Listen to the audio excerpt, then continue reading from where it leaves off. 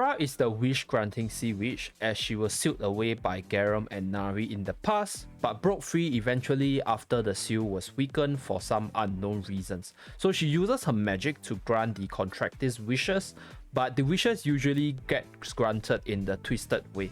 So this makes her really powerful, as people keep on going after her, seeking out for more wishes, gaining her a lot of power and magic. So she was so powerful that she was able to go toe to toe with the famous sages Garam and Nari, and if she had not actually came onto land to fight them, they might not even have a chance. So in today's video, we will see whether or not Sea Witch Ara is indeed as capable as she is within the story itself, or is she another takoyaki on the plate. And let us analyze how worthy is Sea Witch Ara potentially.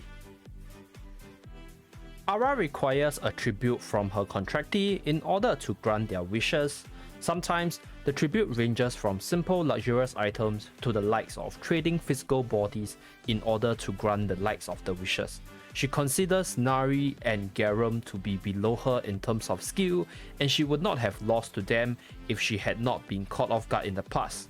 In truth, Ara doesn't intentionally twist the contractee's wishes to cause them pain, and she wholeheartedly grants their wishes but doesn't recognize that her methods are wrong.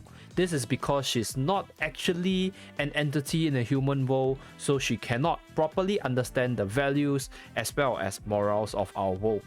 Like an octopus, Ara has superb regeneration abilities, as both her human and octopus parts are the main body to herself, so she can regenerate whichever part that gets destroyed, and this regeneration usually takes place at the one that was more of being left behind. So let's say if she's cut into half, the half with the bigger part will be where she starts regenerating. So this is up to her own will, and it is unknown about how this unregenerated part of hers gets processed after she regenerates herself. Ara's stats ranking based on level 86 heroes are 11 in terms of attack, 57 in terms of HP, and 20th in terms of defense. Her party buff is defense plus 45%, which is the same party buff as Ogma as well as Arena. She also has a built-in weapon skill regen speed of 4%, as well as a 10% shield increase on battle start, and a skill damage plus 8%. So she has quite a bit of like lines below her party buff itself, making her slightly better in terms of having a little bit more stats. Ara's normal attack, Brushstroke, allows her to throw ink at the enemy to inflict damage. So this normal attack is able to pass through walls, but the most important part of the kit is actually her secondary ability, which is Summon Tentacle. So this jiggly tentacles shoots up milkers to inflict damage on the enemies and will be removed at the end of the battle.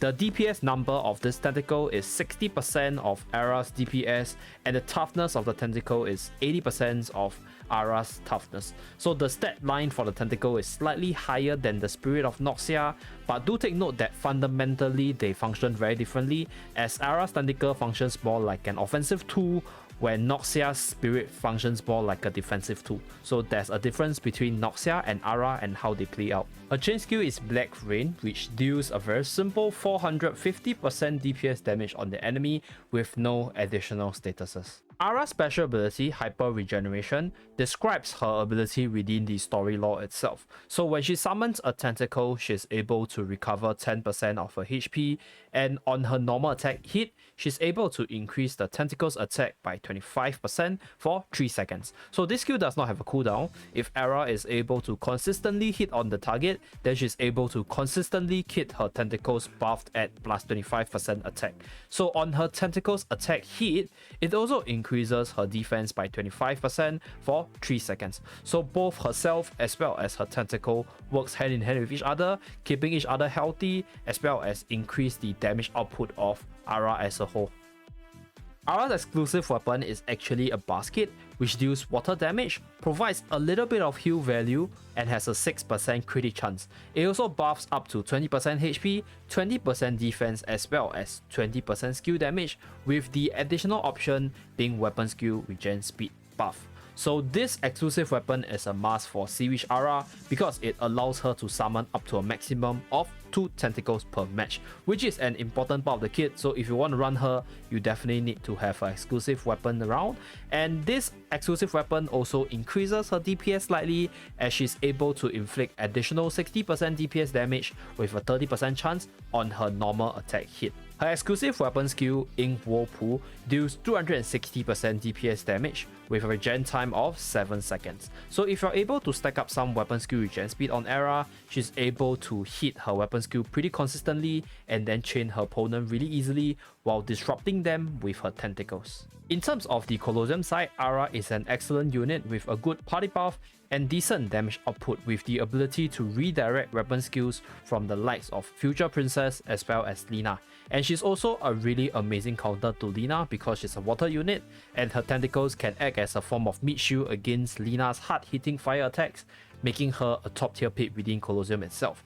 However, do take note that Ara is still slightly weak to the earth element, so one of the most prominent Colosseum unit is Camille, and that is definitely one of the more problematic unit that you have to take note of when using Ara within the Colosseum. In terms of arena, I'll rate Ara as an SS tier unit for a few simple reasons. Number one, she has the premier party buff, defense plus 45%, and most unit with such a party buff is always welcomed on most teams because units always appreciate having additional defense within arena itself to survive longer in order to chain your enemy and turn the game around.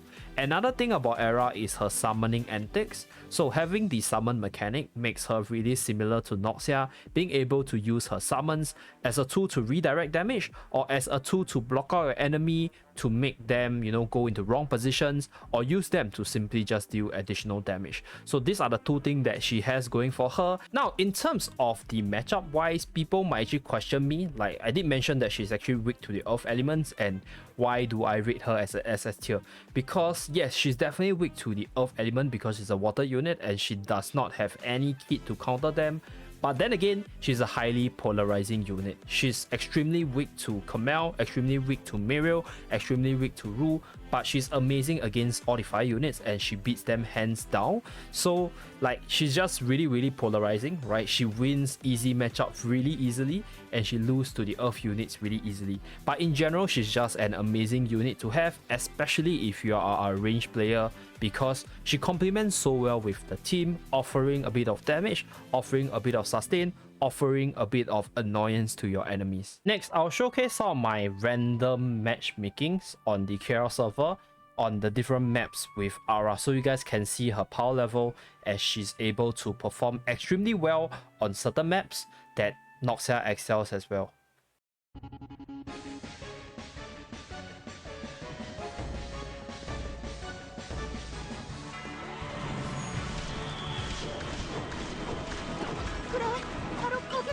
잘 받아갈게.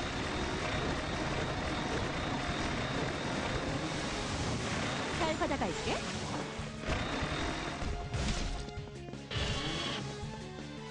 잘 받아갈게. 잘 받아갈게. 가라앉아!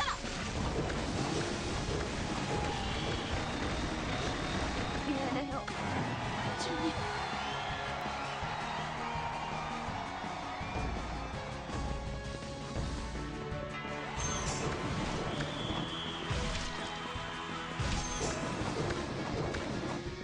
잘 받아갈게.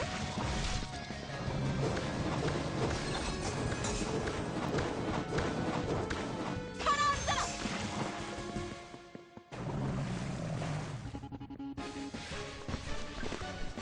잘 받아갈게. 그래, 바로 거기를 노렸다. 이걸로 끝이라고 생각하지는 마라.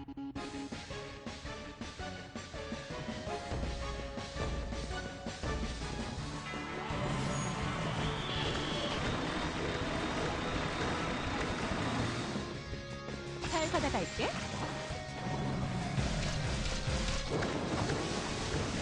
가라앉아라!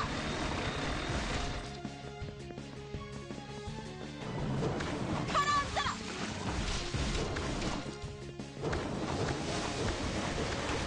잘 받아갈게. 잘 받아갈게.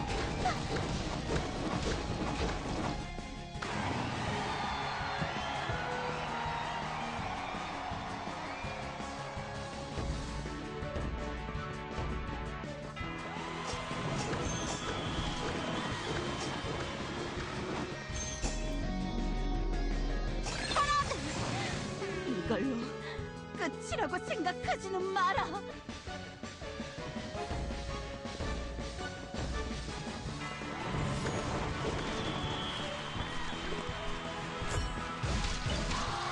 잘 받아갈게.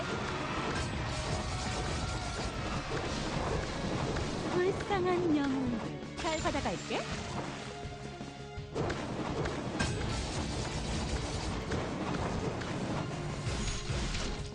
가라앉아라! 손냐? 가라앉아라! 이번에도 난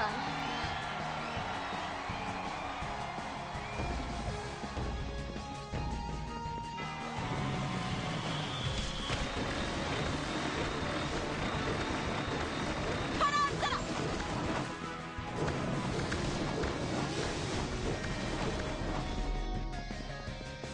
가라앉아라!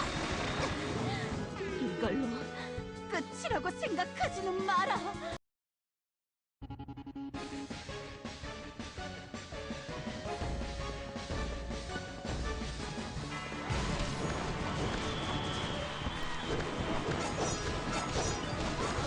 잘 받아갈게.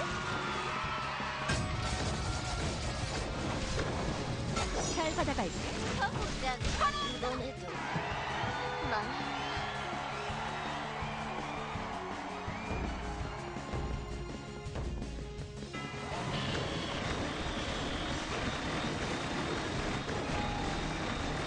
잘 받아갈게. 이걸로 끝이라고 생각하지는 마. Now, in terms of the PvE contents, I think she's generally not a very good PvE unit because number one, defense body buff means that she's not going to fit well in any range teams in the raid side. And in terms of her her abilities, right, she doesn't really have a taunt, right? She's not exactly the tankiest unit to be a tank, but she does have some decent tankiness and damage output, which allows her to fit very well in most range teams because both the tentacles as well as herself will be buffed by range party buff. However, she won't be the super duper strong unit, right? She won't be able to carry you through story mode because she does not have a heal, she does not have a taunt, she's more like an offensive semi-tank unit. So do take note of that if you do want to run her in the PvE contents. Below are some reasons to pull and invest in Sea Witch Ara.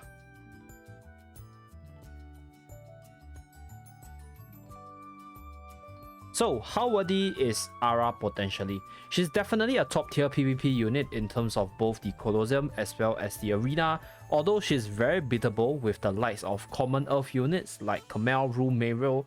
But if you're able to build a team to overcome their weakness, then Ara will be one of your greatest assets because she has a really high power level in the PvP setting. She's also a very good unit to own if you simply want an octopus lady on your team, or if you want some takoyakis, or even some tentacle funds from Ara itself. And that's pretty much it for this video. Thank you very much for watching. Do remember to like and subscribe in order to see more videos from the channel, and let me know down in the comment section below if you will pull for her on her release in the global server next Tuesday. I'll see you guys again in my next video. Bye guys!